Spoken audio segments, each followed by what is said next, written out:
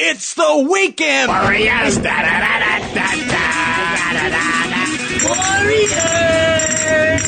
Come to play! Yeah! Here we go!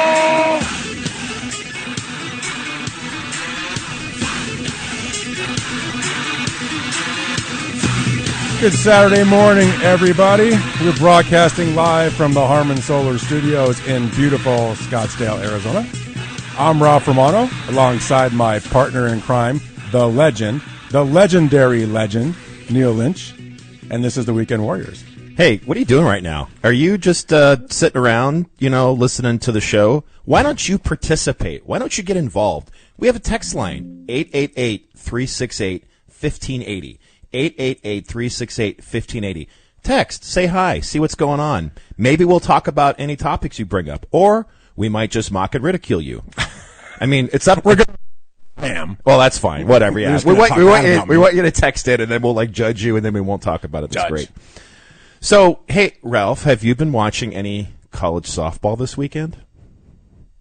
Okay, that sounds like that's the Neil response to things. Crickets. So actually, I saw a really nice catch by somebody. I think it was on Oklahoma, or in that game. You mean like every game that they play? Well, there was one particular catch that was pretty amazing. There have been a lot of home runs stolen this tournament. Yeah, I thought it was one of them. It's pretty crazy. Yeah. So if you haven't been following, you're going to be following now as of for the next few minutes. So as you all know, the Women's College World Series starts June 30th in Oklahoma City. But before we get there, we had a tournament. We had 64 teams make it. We had a series of regionals last weekend that narrowed the field down to 16.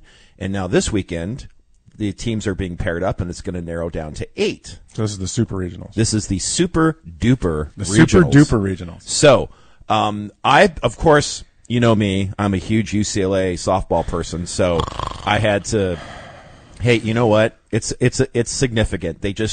They swept Georgia. Now they run ruled Georgia. They call it mercy rule, run rule, whatever. They run ruled Georgia yesterday, or 2 days ago.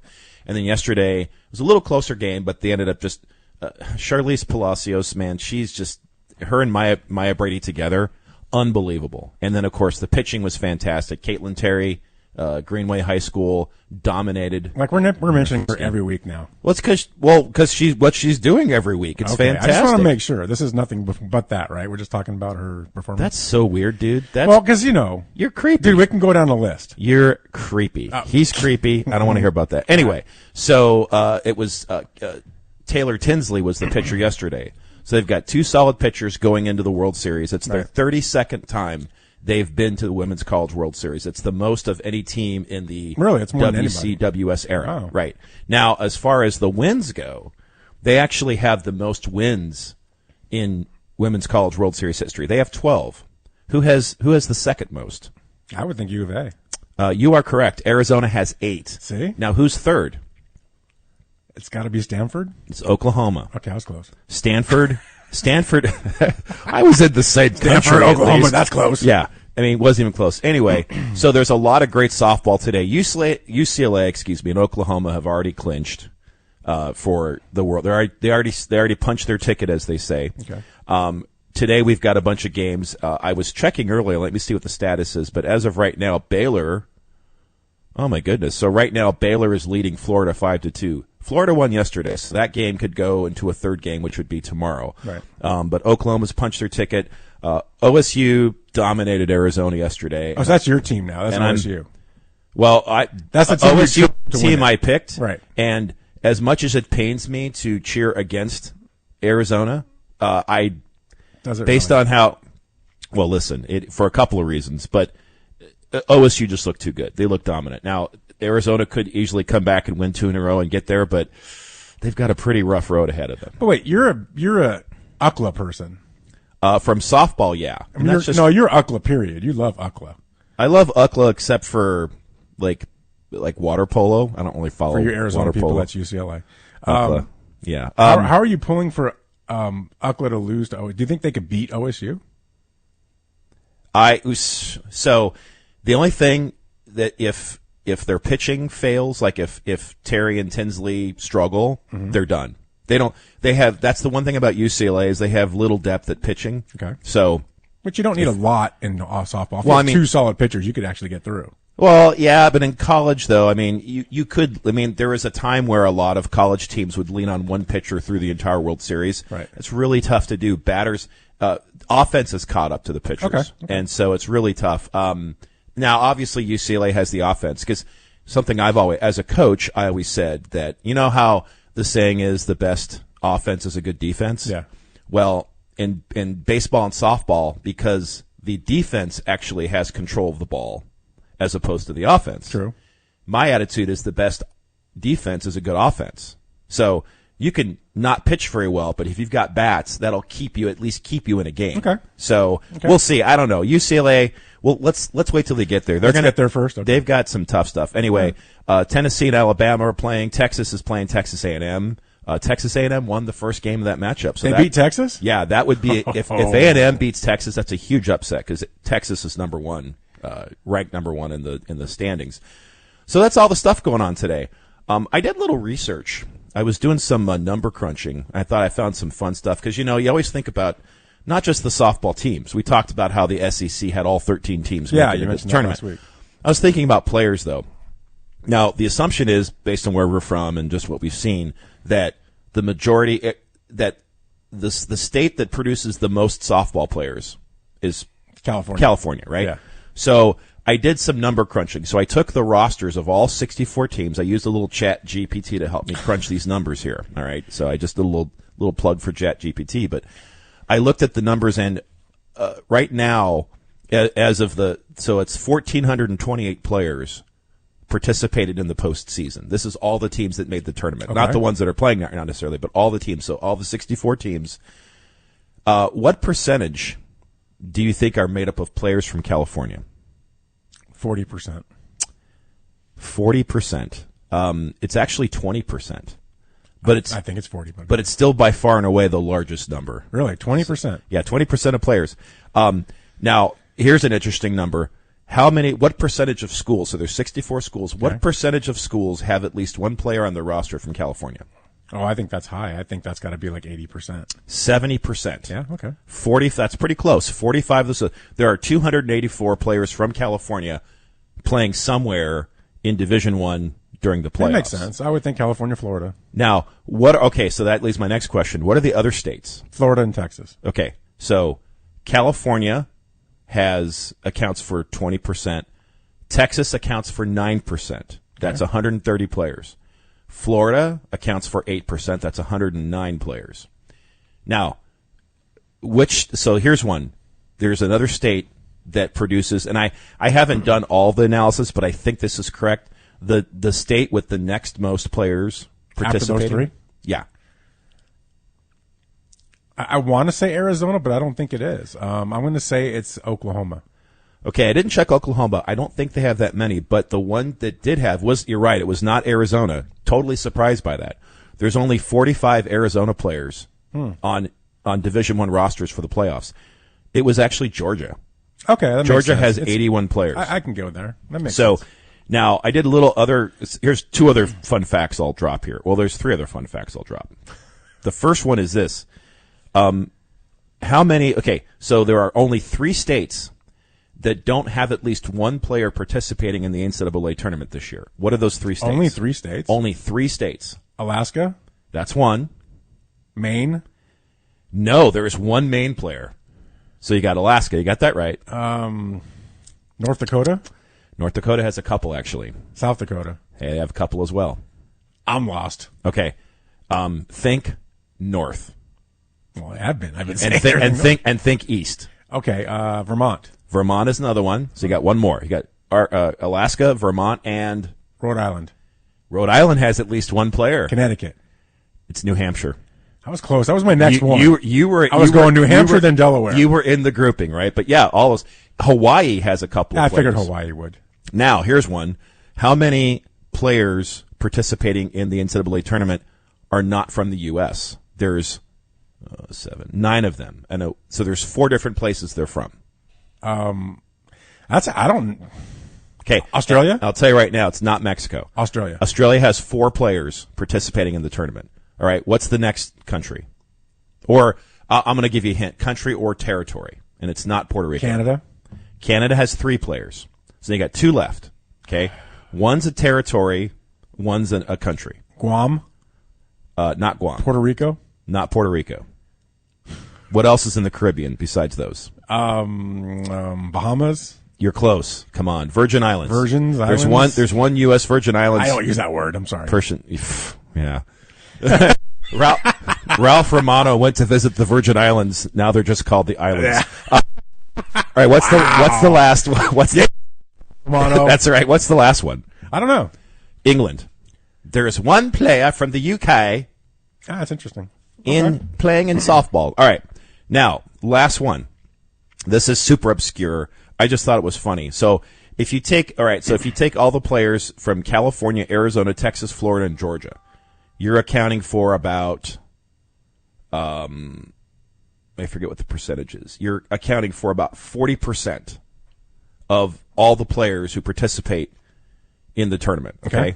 That's 40. So of the 64 teams, there is one school that does not have any players from California, Arizona, Texas, Florida, or Georgia. You'll never guess this because I would have never guessed it.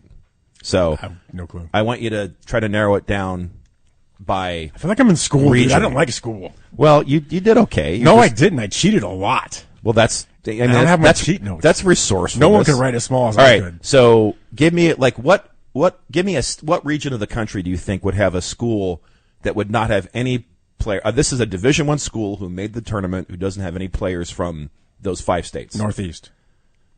All right, I'll just say it. Southeast Missouri State. Southeast Missouri State. Why'd you give up on me so quick?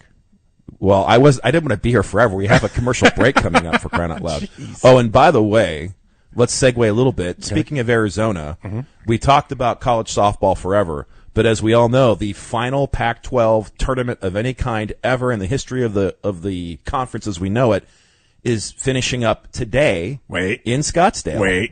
Waiting. Who is in the championship game? I just, Well, I'll tell you. I have a feeling. I'll tell you who one of the teams is. It's Arizona. Okay. Yeah. Who? Arizona. Who's the other team? Who was ranked number 1 leading into the tournament, Fantastic. by the way. Bear down, blah, blah, blah. I got my bear trap. Who's the other team? The University of Spoiled Children. Oh, so USC is the USC. Pac-12 championship. They're actually very good at baseball. So no shade. Their softball team, not so much, but baseball, yeah. So this is going to be. So I don't think they realize it over in Scottsdale, but this game is like the Weekend Warriors bragging rights, right? Whoever wins that. So let's make a bet here. Oh, geez. Let's make a bet. All right, let's bet. What do you want to bet? Let's bet. Whoever wins, so if Arizona wins, you have to wear something Arizona next week on the show. Gosh, that'll make my skin burn. And I will wear something SC. Done. If you, all right, that's easy. That's so easy bet. We're going to trade. I thought it was going to be something bad. No, that's. I've been involved in some really. You know what? We're getting too old for that stuff. When USC's football team lost the national championship, hold on, lost game to Vince Young and Texas. I lived in Texas at that time, so you poor thing. I watched it with 25 Keons basically, and it was. I don't know how to take that. It was because I like Keon. 25 Keons would be. I like him too. I wouldn't. I wouldn't get a word in edgewise, but it would be fantastic. I would love to listen to 25 Keons. That'd be a great name of a band, that right? Feels like the 25 Keons. I feel like that's kind of a dig. I don't know, man. No, I don't know if it's a dig or not. I'm just saying he likes Texas, which he should. He's a big Texas guy. Oh, well, he's going to be disappointed. Well, I mean, Texas A&M is going to probably beat Texas for the tournament. But anyway, I watched it with 25 Keons, and when they won, I lost a bet, so I had to wear a Texas jersey for a week at work, and I was one of the leaders at work. So that was kind of hard. That must, man. It was rough. I wish we had some I have a picture music. of it somewhere. Have you been traumatized by wearing? Traumatized. Have you been traumatized by hook'em horns? Call this number 1-800. All right. Anyway, 1-800 hook this. All right. So yeah, that's all. The Pac-12 championship today over in Scottsdale. Games at 7:00, I think. Yeah, 6 or if 7. you can get out to that game, that's a game to go watch. Those are two really good teams in the Pac-12. Yes, absolutely. So, all right. I'm excited. Go SC. Let's go. Fight on. Bear down. Nope. Fight on, baby. Fight on. All right. When we get back from the break, we're going to talk some NFL. Like we never talk NFL. Oh, yeah. We're supposed to talk about that, right? Right here on the Weekend Warriors on 1580, The Fanatic.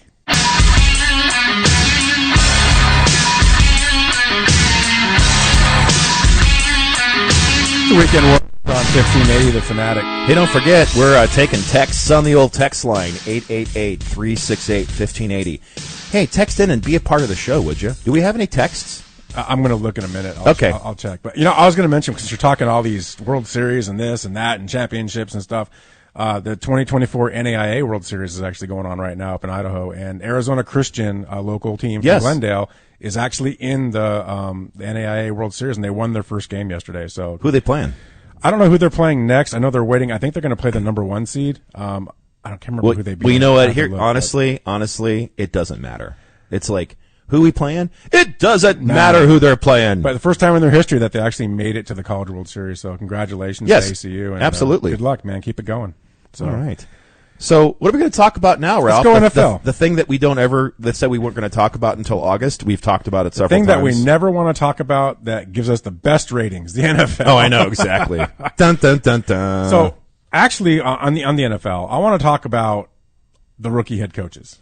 Right? There's a lot of them. Right? I thought you were going to talk about how if you hadn't injured your knee in high school, you'd be a pro. I did. Oh, sorry. Well, that's a given. I went a whole different direction. I mean, that's that. a total given, and we can talk about that. You would have been Notre Dame's finest. Yeah.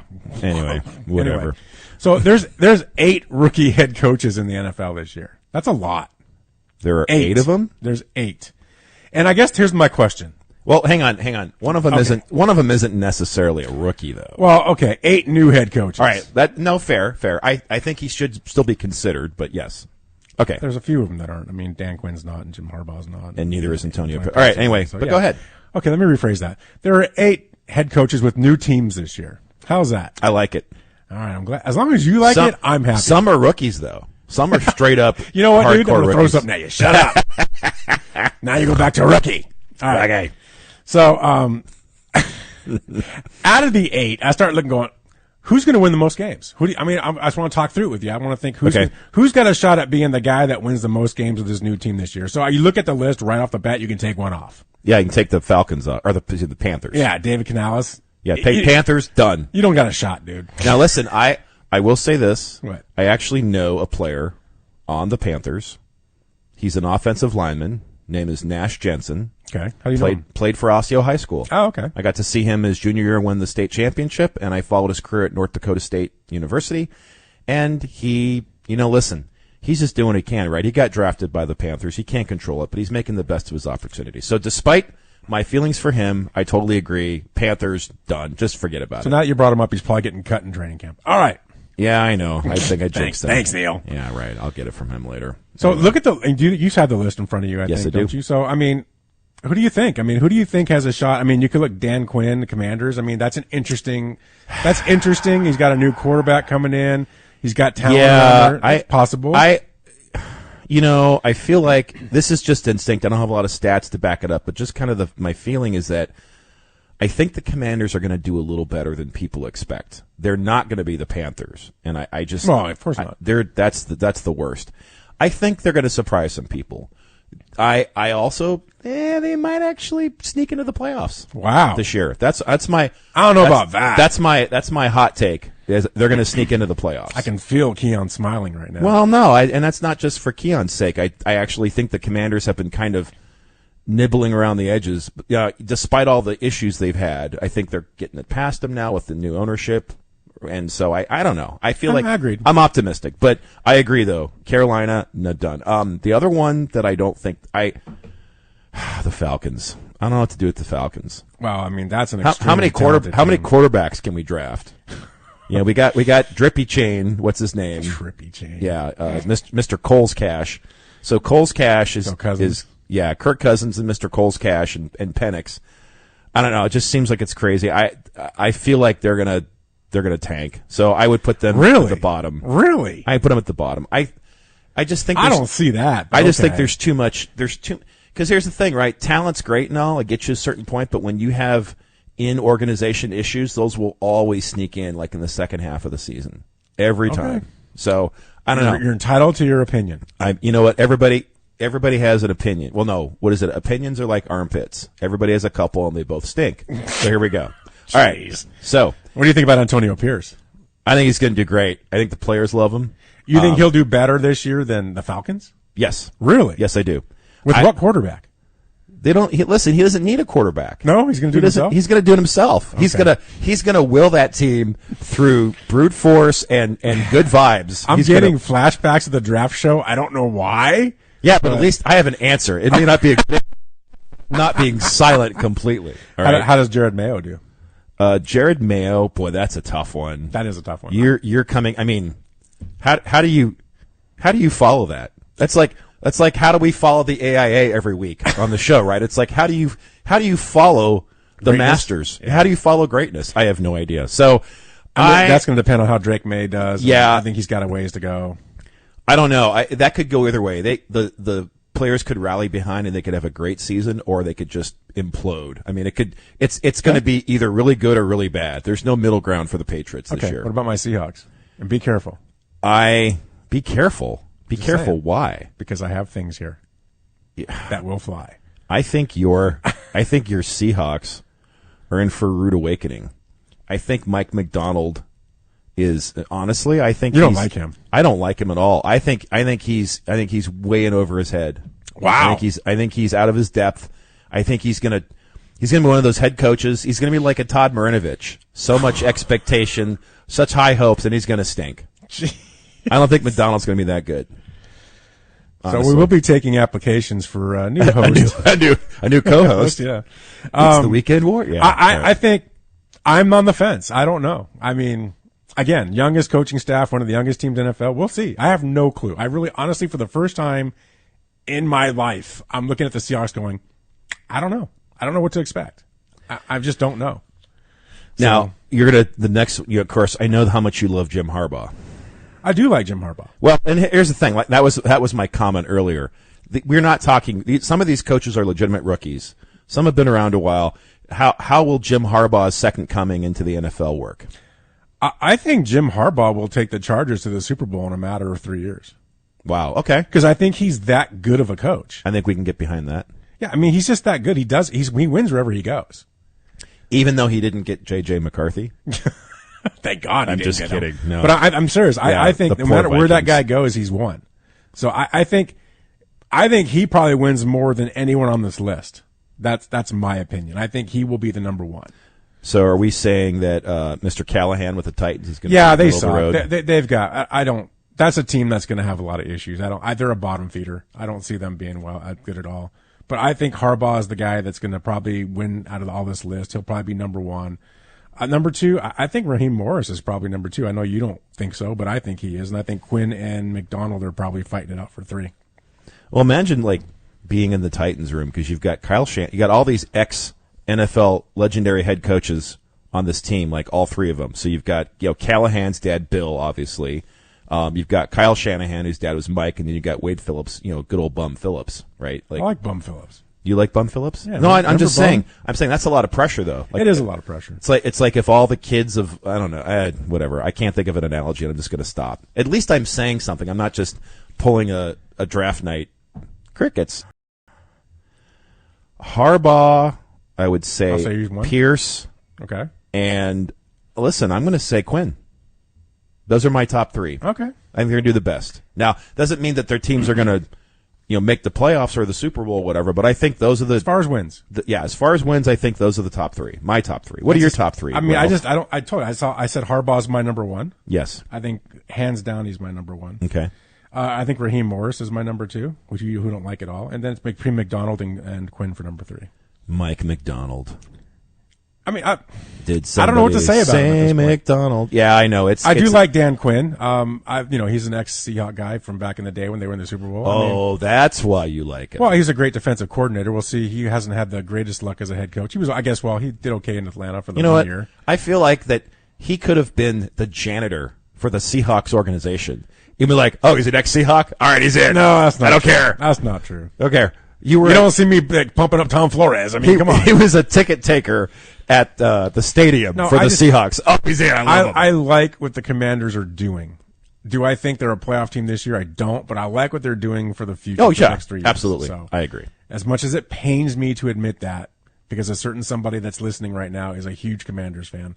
Oh, you mean our producer? Maybe. That guy? But I think they're doing the right things, and he has a reason to be excited. So, I mean, there you go. Well, we'll follow it. All right. So I think we have We've touched it. we've Good. we've beaten that. We've beaten the dead horse. We've beaten that horse to absolute death. What's next? Switching gears, did you see that the antitrust settlement in the NCAA finally happened?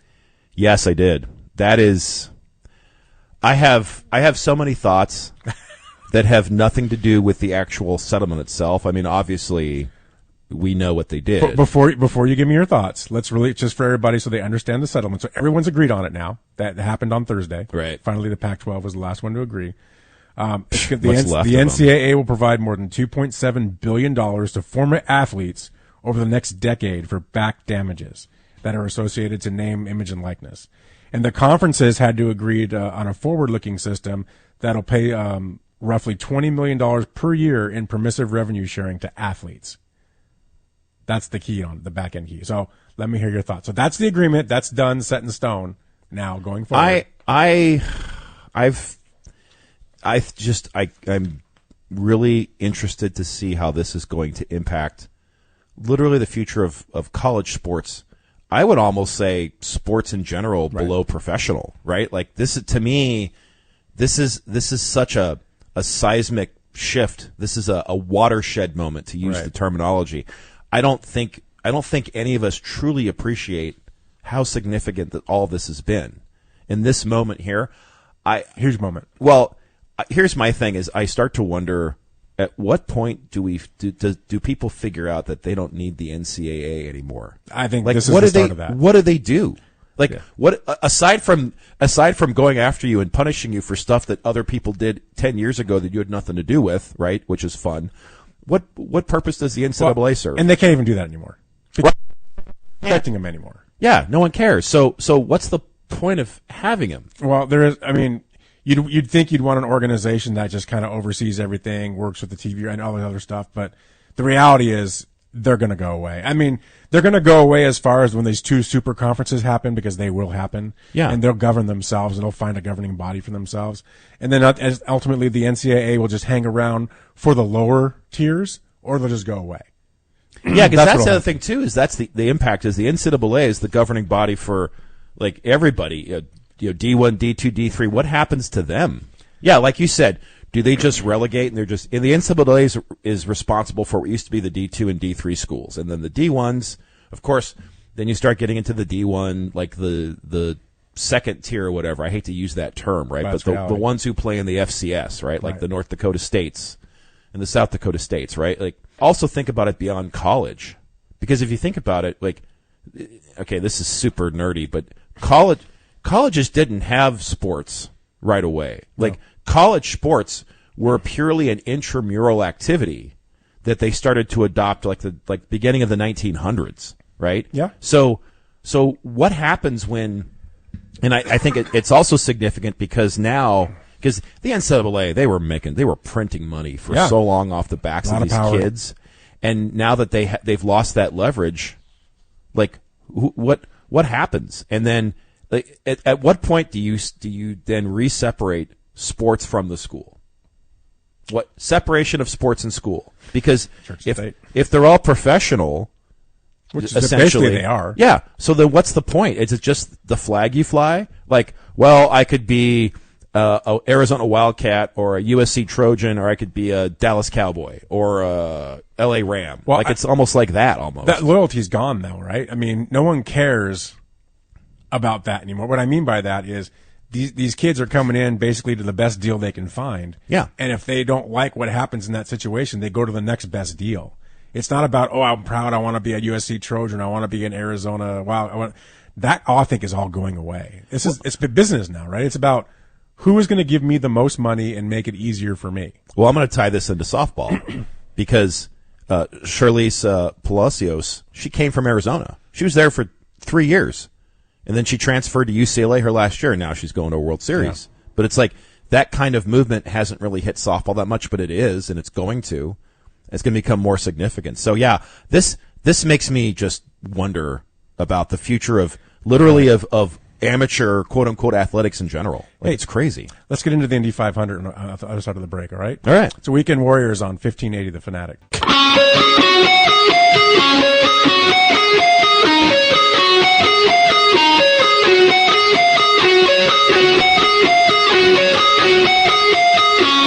Weekend Warriors on 1580 The Fanatic. And don't forget, you got a few more minutes left to jump in on the text line, 888-368-1580. So, Neil.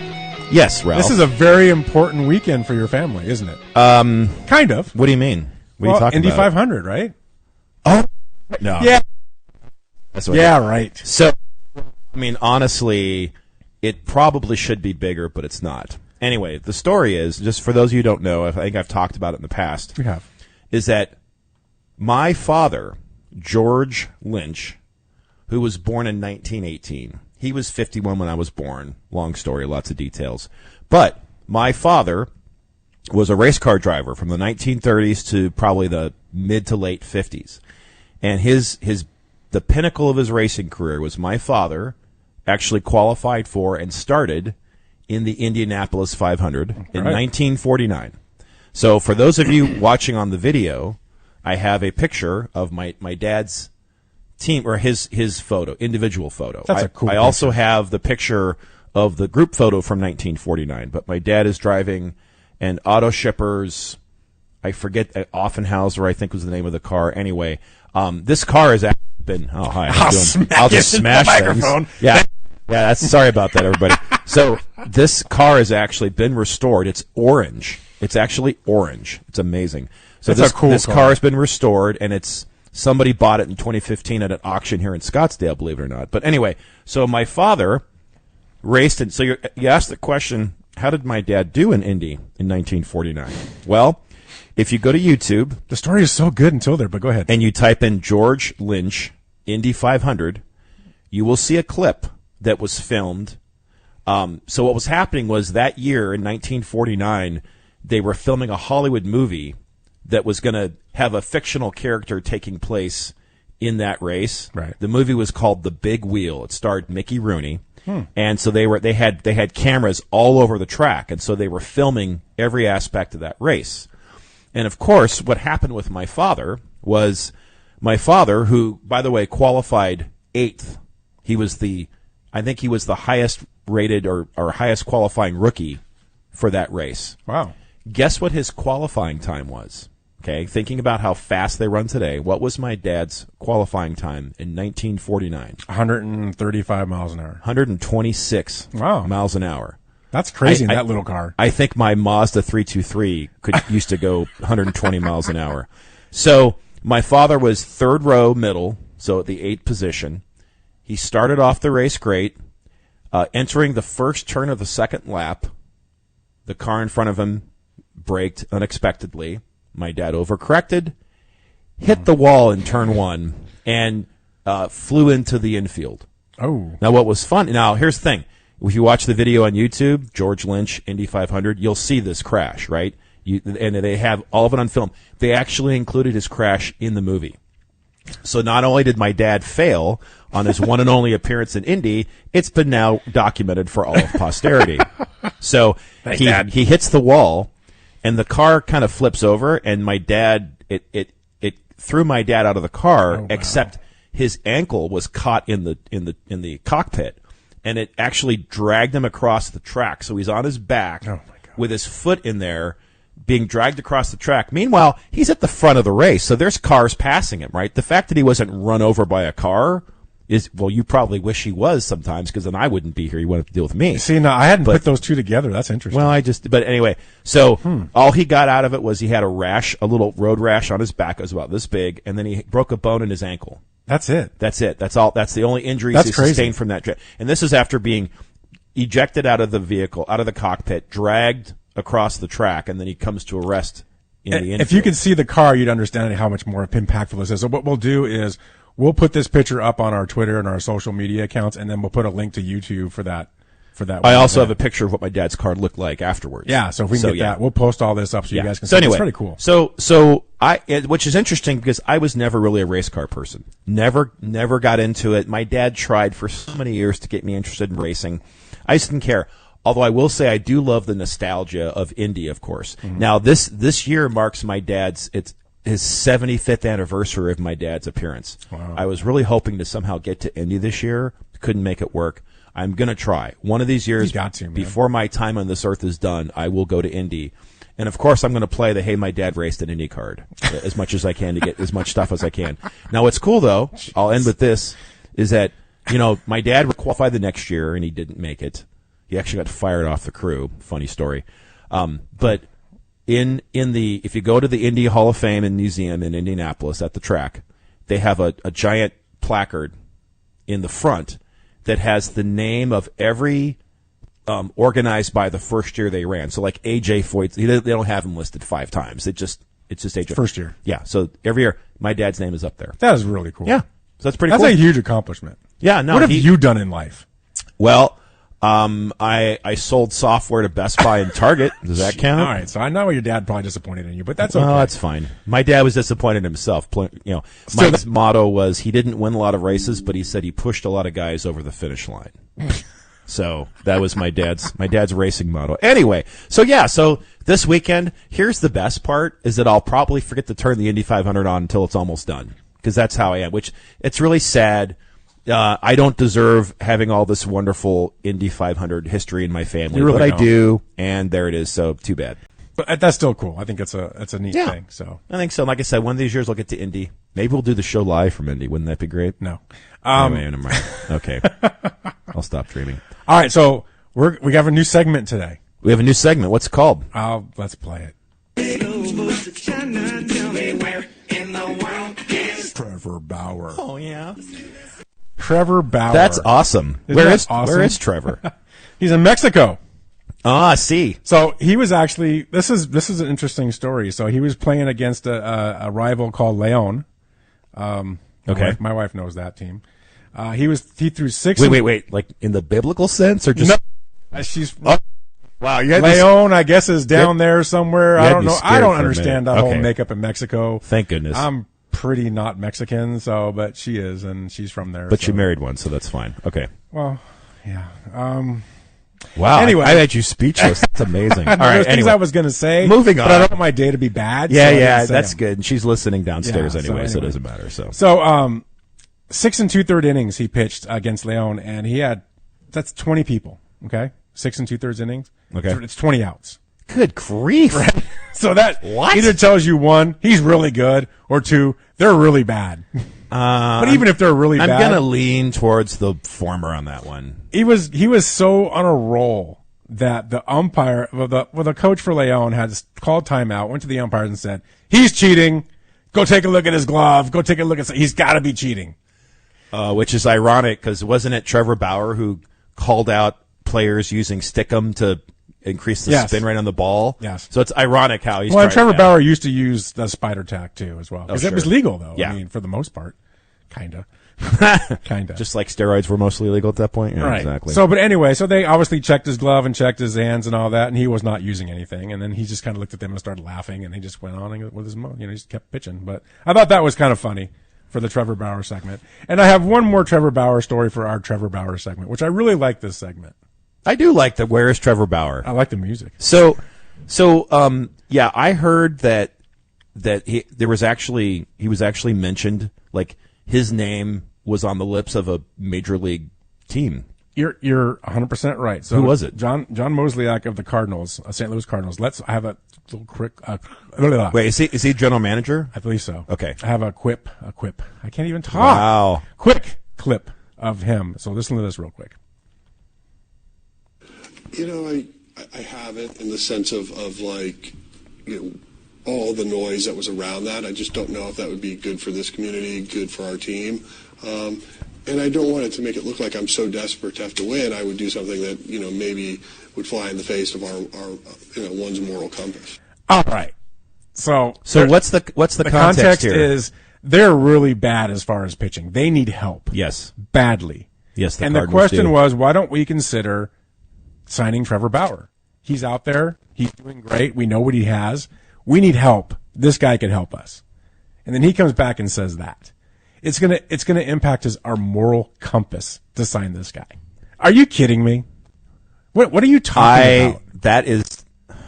But this is what they're doing to this guy. My brain hurts thinking about how hypocritical that is. And listen. I get it, right? Like you don't like people who like to have rough sex, okay? Like I understand that.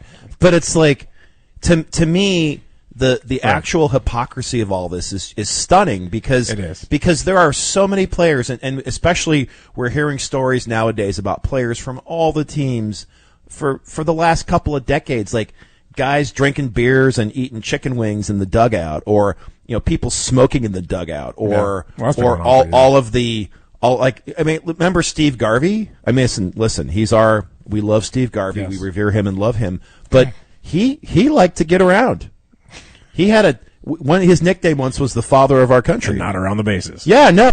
He was a ladies' man, shall we say? He was. Now, hang on a second. Did that go against the moral compass? Is it just the fact that he got caught or got mixed up in that? Like, are we really going to talk moral compass in sports today? Are we even going to go there? I think that's what I'm getting to. It's so hypocritical and stupid. It's like you don't. Like, yeah, okay, so if that's the case, let's look at all of the other players on your roster, right, and let's see what their moral compass is like. Do we have to start cleaning house at St. Louis because of that? You would have to get rid of everybody, probably including him. Right? Well, yeah, I mean, at least he's not doing lines of coke in the bathroom before his pitching outings. He's not Doc Gooden. Oh, you remember that? Huh? Like, I mean, the guy. I don't. That's so. It's so dumb. It's such an easy, lame, lazy, convenient excuse to say, well, we're not going to pursue him because and I'll bet you, what's funny is I've been willing to bet that 3/4 of the St. Louis fans are like, what are you talking about? We need pitching. Sign him. Well, I mean, I think that's right. I mean, and I think it's ridiculous. And it just goes to show you that I think this is all driven by the commissioner. The commissioner hates this guy. Manfred, and he has handed the word down from above. And now everybody is towing the line. They're making up stuff to say in order to justify not bringing him in on their team. I mean, if you're going to make something up, not moral compass, think of something better than that. That's stupidity. Yeah, I don't. Like I said, in today's world, and again, I am not knocking on. Well, we want to have good character people, whatever. That's fine. If that's the standard you want to set for your team, that's cool. I accept that, but it's just too darn convenient in this case. And especially, look, the guy was, from a legal perspective, he was proven innocent. Yep. In fact, it was the opposite. They're the ones who got in trouble. Apparently that's not good enough. So it's not, yeah, exactly. Trevor, I'm sorry to say it, you're never going to play in the MLB again. It's just not going to happen. So it's a shame, but it is what it is. But what's fun, though, is that he'll end up playing all over the world, and that our little musical opener will be using that for years. Love it. All right, let's move on from Trevor. Thanks, Trevor. Did you hear about? So we're going to go into the. You know what? Let's go to the grab bag. All right, let's go to the grab bag. Wait, let me get back. There you go. I got the bag. We need grab bag music. We'll get that next time. I've got my bag out. All right. What's the bag? Is what? Caitlin Clark. Sorry, I don't know how this happens, but it seems like when you're in the room, Caitlin Clark. I did not. So this is not led by me. I just want to make sure. Did you see that she landed a contract with Wilson? I actually did not. Tell me about it. So she's going to become the first athlete since Michael Jordan to release a signature basketball collection. The ball will be gold and white, and it'll have personalized engravings of her on it. You hadn't seen this. Michael Jordan is the only guy to ever do this before her. That's crazy. But here's the backlash. People are saying, and this is where things get stupid. Okay. Right? And she's kind of facing a lot of that right now. Yes, she is. I was never a big Caitlin Clark fan, but I'm starting to watch and listen to some of this stuff, and it's just kind of ridiculous now. Mm-hmm. What they're saying, so a lot of pundits have come out and said the only reason that she got this is because she's white and straight. That's the statement they're making. Who is saying this? I don't want to get into who, but a few people have said it. She's white and she's straight. I guess a third of the WNBA is LGBTQ, which whatever, no one cares. Yeah, exactly. And they're white, they're black, they're all over. But they're saying because she's white and because she's straight, she's being treated totally different than anyone else. There is so much vitriol and jealousy directed at Caitlin Clark for the accomplishments and all the accolades she's getting and all the attention she's getting. I mean, I get it, right? There is a jealousy aspect to it, but that's nuts. You know, imagine people saying that about Michael Jordan when Nike gave him his big deal. Oh, the only reason they gave it to him is because he's black and he's an athlete. Like, seriously, That's stupid. Like, really? That's what we're doing? Yeah. That's just, here's the thing though, I feel like, is that we collectively as a society, the bad thing about social media is that it gives everybody, it gives people who have no business having an opinion, it gives them the ability to express their opinion, right? And then obviously, people decide whether or not they want to jump on it, or it snowballs. And people, that's the whole thing about cancel culture, is that cancel culture typically takes place online. It's a social media phenomenon. Yeah. Now, what happens when people keep saying outrageous things and nobody listens anymore? What happens when people stop taking that opinion so seriously? Which is, I think we're getting to that point I think where we're already there. Where people are like, yeah, okay, you're just mad because she's white and straight. Well, I mean, who cares? Yeah. Who cares? Who cares if she's white or straight? I'm with you. I don't care. If she identifies as an attack helicopter, well, she kind of is. That's the thing. But yeah, I don't know. I agree with you that that's just the whole. Everybody's just getting silly, and it's all based in jealousy. And that's right? all it is. That's all this is jealousy. Yeah. She's the first person that's come into this league that's brought the attention she's brought, which they should all be thrilled about, because now the stadiums are being full. There's going to be more money for everybody as a result of this. You embrace this. You embraced Magic and Larry. Embrace this stuff. That's how you know it's petty. Yeah, I agree. Yeah, and in our society, nowadays it feels like people's feelings are weighing more into decisions about things. Because feelings are more important than reality. Well, all right. Yeah. Anyway, so it's just, it's crazy. I'm going to go back in the bag. Go back in the bag, please. Throw that one away. Yeah, exactly. All right. What do you got now? Antonio Brown filed for bankruptcy. Did you hear about I'm shocked. He was doing so. Amazing guy. Oh, boy. Apparently did not take care of his chickens. Yeah, well, did he have chickens? He had chickens. Did he choke them? No. Oh, my God. What are you talking about? He wanted to cook some chicken, so he had to twist their head off. Lynch, you got to take care of your chickens, right? So, John, okay, whatever. That's crazy. Did I just derail this? You're forcing me to get you fired again. I don't want to. I was going to do it this week. I know. That's fine. But yeah, so I just thought that was interesting, with all the smack he's talking and everything that he's doing, and boom, he files. What were his assets? What were his liabilities? I don't know. I mean, I think he said he owes over. I thought it was $3 million, and he said he has $50,000 in the bank, something like that. I could be 100% wrong, but it was something stupid like that. But he's definitely Well, I know what he did not spend his money on. Treatment. Therapy. Right, exactly. All right, that's all. Let's move on. That's fun. In this bag. Grab bag. We got time for one more, maybe? Maybe two. All right. There's Ralph. Quarterback Anthony Richardson. Oh, what happened? So, he's back from injury and stuff, and people are questioning his style, and they're saying basically that, hey, guy, you need to try to tone it down a bit. You can't be as throwing your body out there the way you've been doing it, because it'll happen what just happened to you this last year, right? So he's basically made the comment. Reporters were talking to him, and he said, look, there's nothing wrong with the way I play. My shoulder did what it did. I'm not going to change the way I play. I don't play reckless. So, don't want a career in the NFL, it sounds like. Yeah, I mean, it's just, I think. So what you're telling me is you hate money. He actually said, I don't think there's any way I could have avoided what happened to me. So I think he just needs to, some veteran needs to pull him aside and say, hey, dude, you got to tone it down. You got to be smarter than this. You got to take care of your body. And you'll be a fantastic quarterback in this league. But if you keep doing what you're doing, you're going to be just another RG3. Ouch. That's true, though. So, you know what? We should talk about this more. We should continue this conversation throughout the week on social media, Twitter, or X, Facebook, Instagram, TikTok. We're all over the place. So, yeah, engage with us, and maybe we'll mention one of your takes or comments on next week's show. Yeah, and I'll put up the stuff of your dad. We'll get that stuff up there. I think that's really cool. People need to see it. So I appreciate that. Thank you.